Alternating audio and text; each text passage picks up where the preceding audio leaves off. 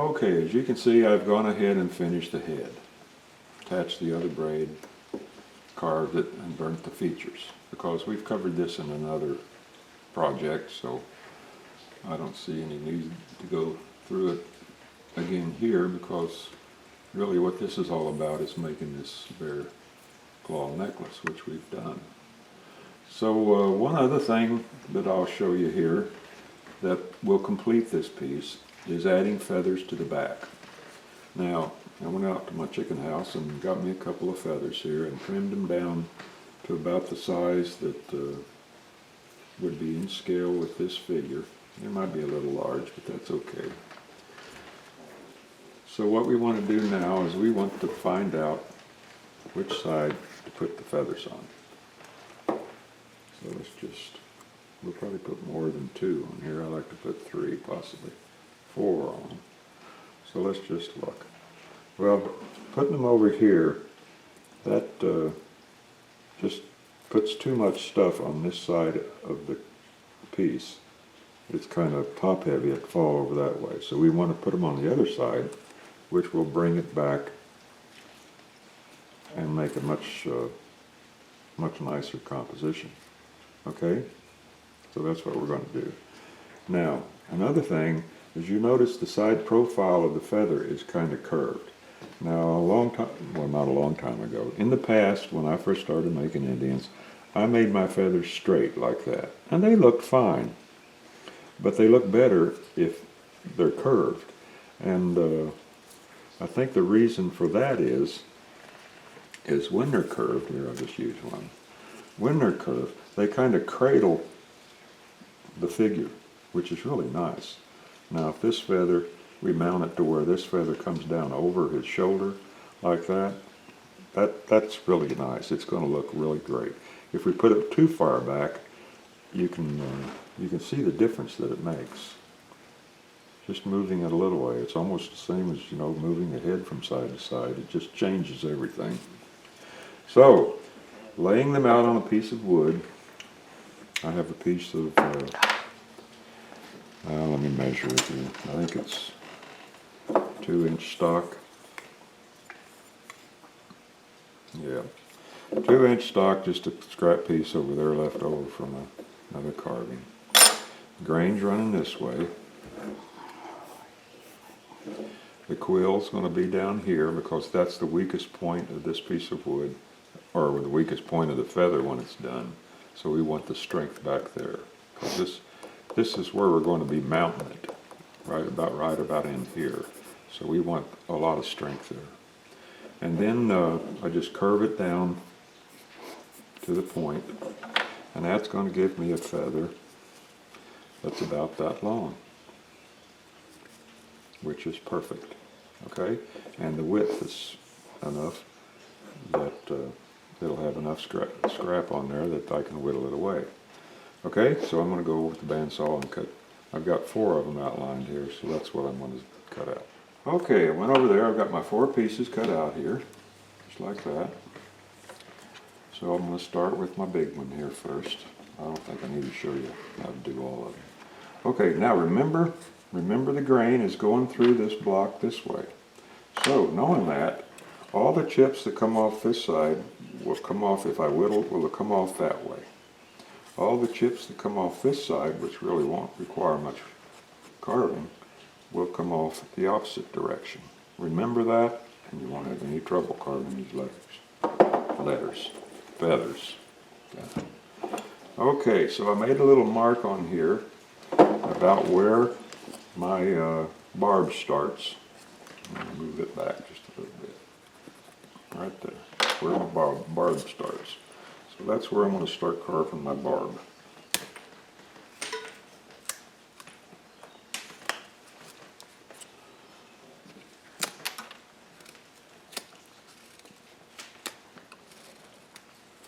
And it won't matter if you get your barb off center, or not your barb, your quill.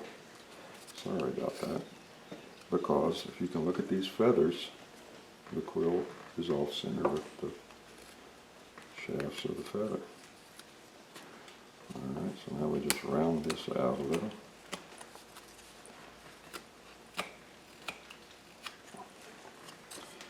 come down to the other end.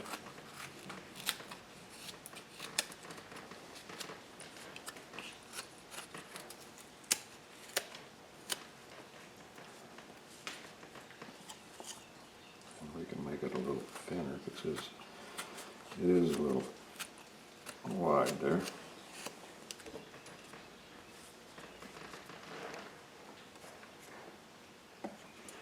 A little big. Let's make it a little smaller.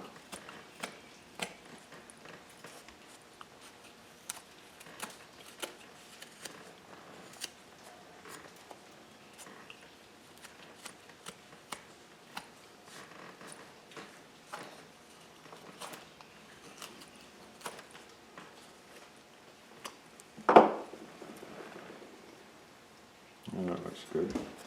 Okay, now get you a shallow gouge right here on this side. Now remember, this curve, the grain on this side is going to come, or the wood's going to chip off this way. So knowing that, starting up here, see how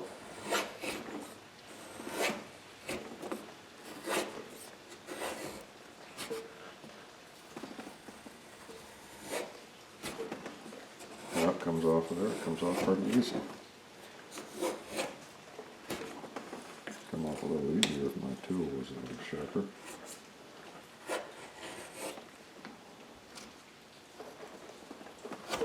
Basically what I'm doing back here is just dishing this out to give it a curve. Deeper in the center than it is out on the edge.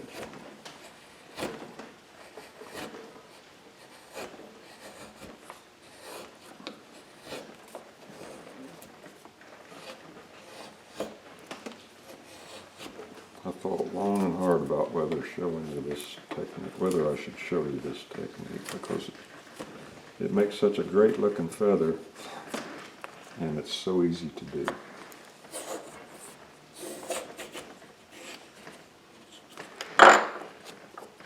Okay, we've got the back done now. Now we do the front. Now see how the chips fall off there? So what I'm doing now is I'm whittling it down to that edge.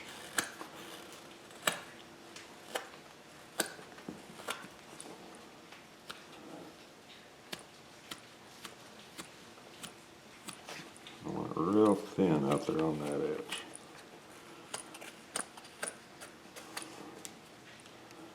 Now granted, once you get up here where you're running into the straight grain, and you might have to turn your knife around and go the opposite direction. Like that. As soon as you get away from that area, the chips come off like you originally planned it would.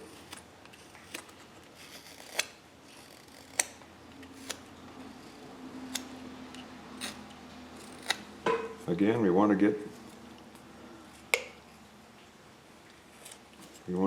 it thin right here on the edge.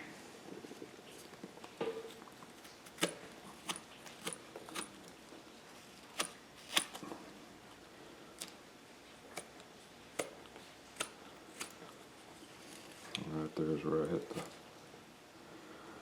the limit of how the chips are going to fall.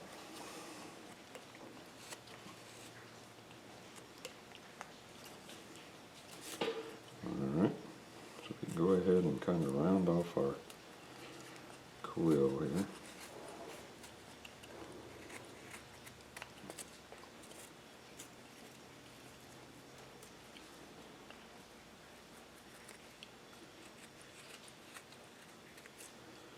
Clean it up a little.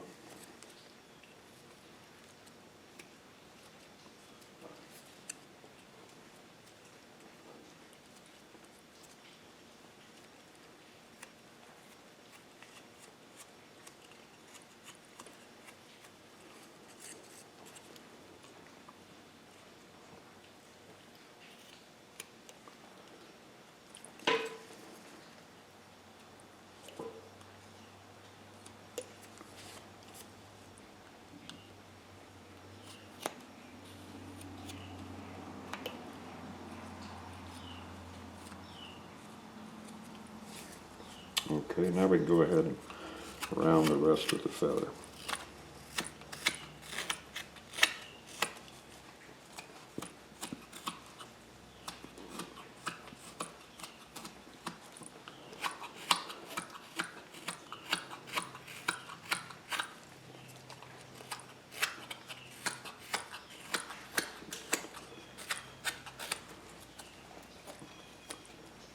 Every time I do this, I think back to the piece I did a couple years ago where I carved, I think there were about close to 30 individual feathers that I inserted individually on a head that had a war bonnet, because I just wanted to see how it would look. So you can imagine the time it took to do all that. Oh boy, I've hit a grain problem right there.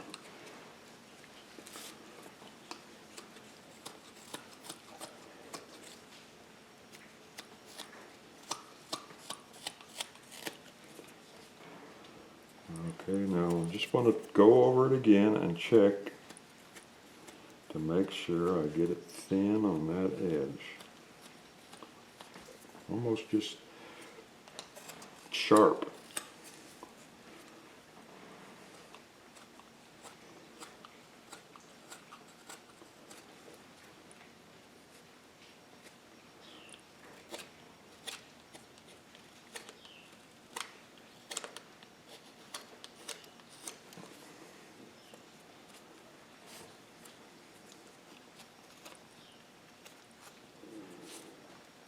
Okay, so there's a nice feather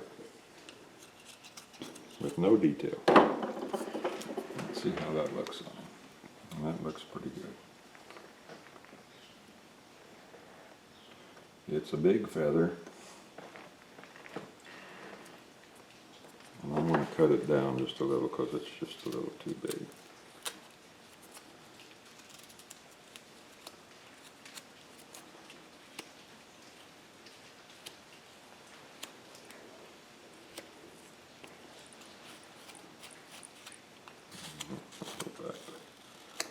Thin the edge.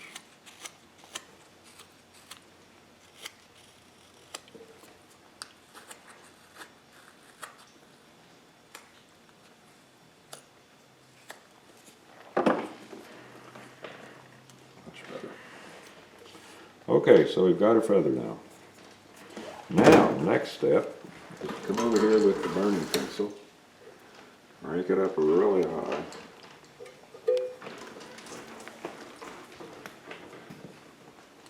And we're going to burn some breaks in the feather here.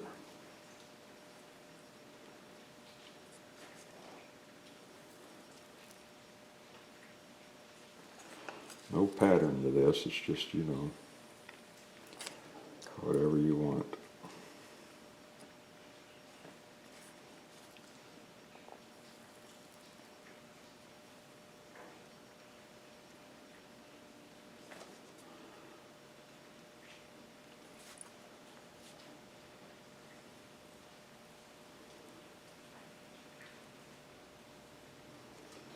Looks good from that side, so we'll make sure you come back over here on the other side and finish it.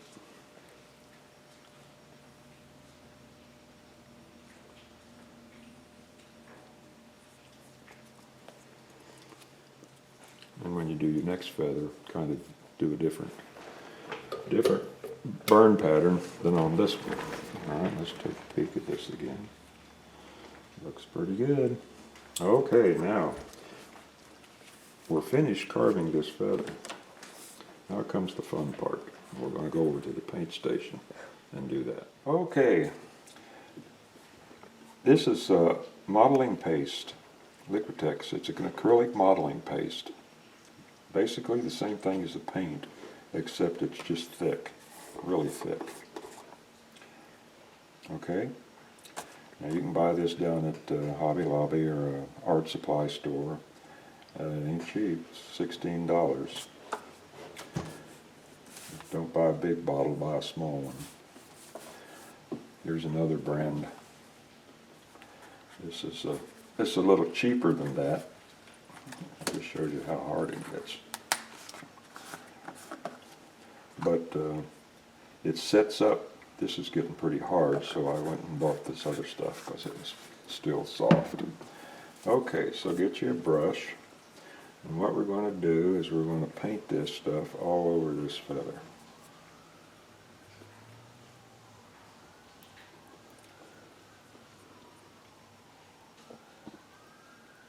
Here comes the feather piece, because I want to show you a quick way to make really nice feathers with a limited amount of effort.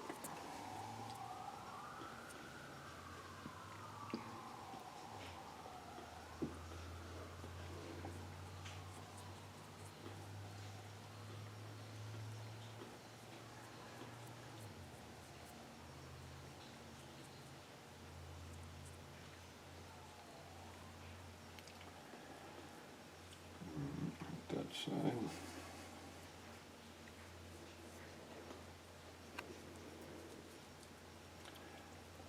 You don't want to get too much of this stuff on here, but you just want to get just enough, as you'll see here in the next step. Because if you get too much on there, it's going to ball up on you, then it's not going to look good. But brush it out really good, because you want it to adhere to that wood. Okay? Alright, now come back to the other side and just take your brush and just kind of brush that stuff in the direction that the quills would go, just like that.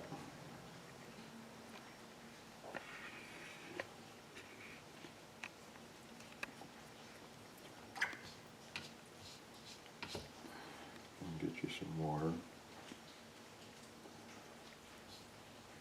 Not a lot of water.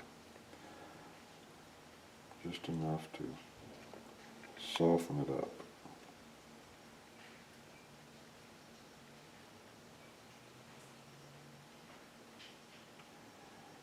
See there, it's already taken on the look of the feather more just by doing that.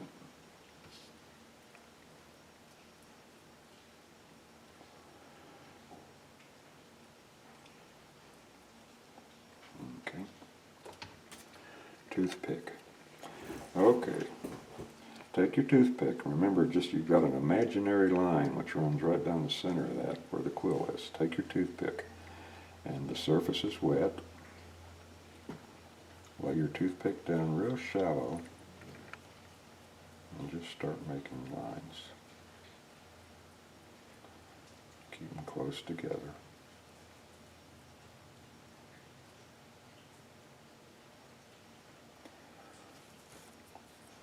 Every once in a while you have to clean your toothpick off.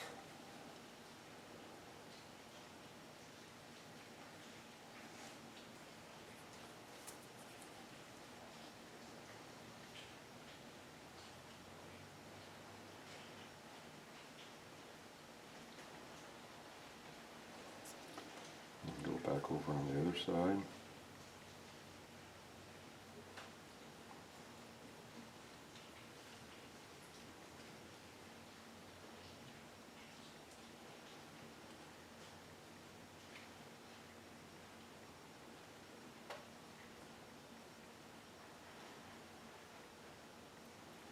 The reason you want your surface wet is you don't want that stuff to stick to your toothpick, because it will ball up on you and then it won't look so good.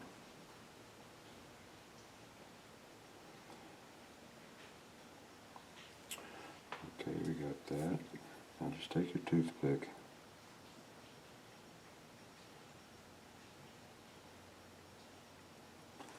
and look at there. Nice looking feather. Now we're going to do the same thing over here. Get some water on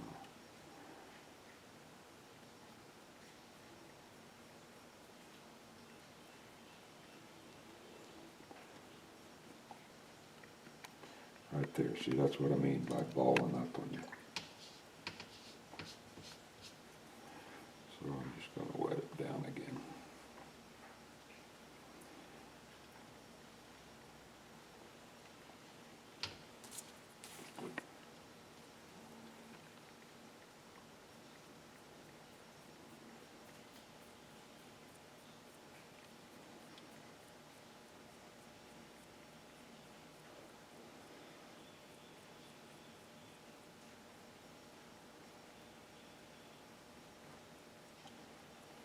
Just hold the toothpick really loose into your hand and your fingers, and be real relaxed about it. If you try to bear down too hard, you're not going to get the results that you're looking for.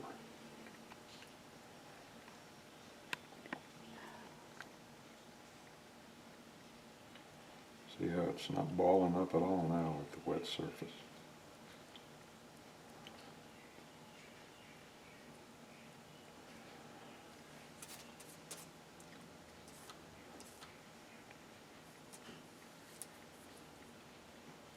If you notice a ball, there's some little ones there. Just go back and just real gently wipe it away again. Take your toothpick and just draw your line. And there you have it. Oops, there's some left there I want to get rid of.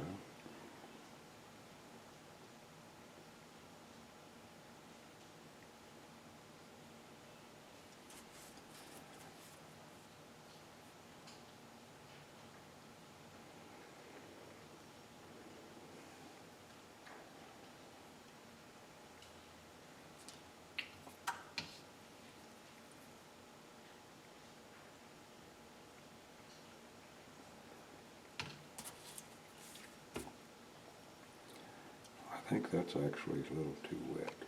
See the difference? See what happens when it's too wet? See how your lines won't hold?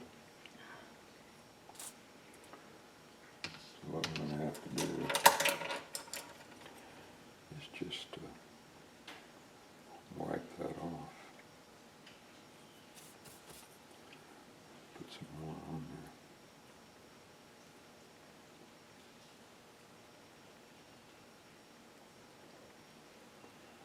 As you can see, this is a very forgiving technique. Put that there.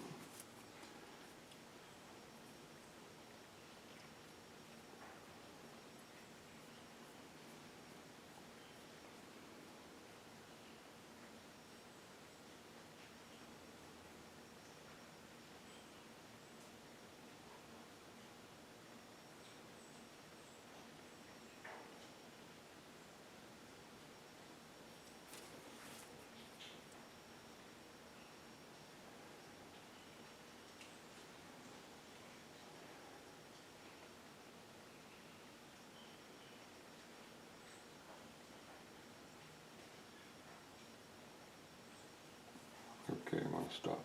Now, don't worry about the edges, because once this dries, which it'll be dry by tomorrow, I'll run it through the flap sander real gently, and I'll not burn, but recarve